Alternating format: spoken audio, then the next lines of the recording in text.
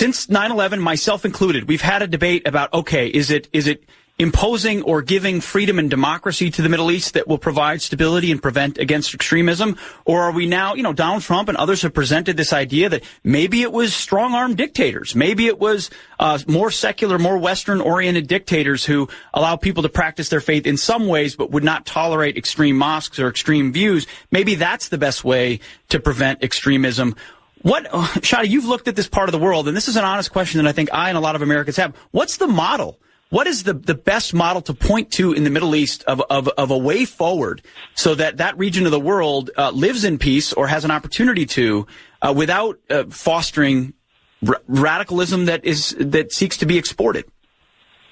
So I think that what we've learned is that authoritarianism is not sustainable. I mean, that should have been, in my view, the lesson of the Arab Spring, because these regimes had been around for decades, but people said enough is enough, and you had people protesting in the millions. So that's the problem with dictatorships. They might seem good in the short term in that they claim to provide stability, and they're very rough. They don't allow dissent, and that might give the impression of stability. But you can't do that forever, because people want to express themselves. They want to choose their representative. So we have to find a different model. And I'm worried now that in American public debates, there's this kind of nostalgia for this the old era of pliable autocrats, and that's what Trump, I think, is drawing on. I mean, first of all, that doesn't accord with who we are as Americans. And as a child of immigrants, my parents grew up under an authoritarian regime.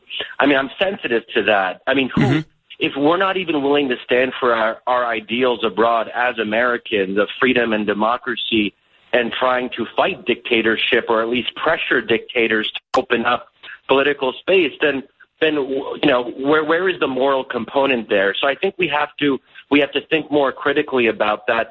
And yes, democracies might not always be stable in the short run. They have to go through difficult transitions. We saw that in the Arab Spring, but I still think that in the long run, it is the best approach. And I'm a little bit weird in this way that I actually think the Bush administration's freedom agenda, they weren't good at executing it, but the basic idea was actually, was right in some ways.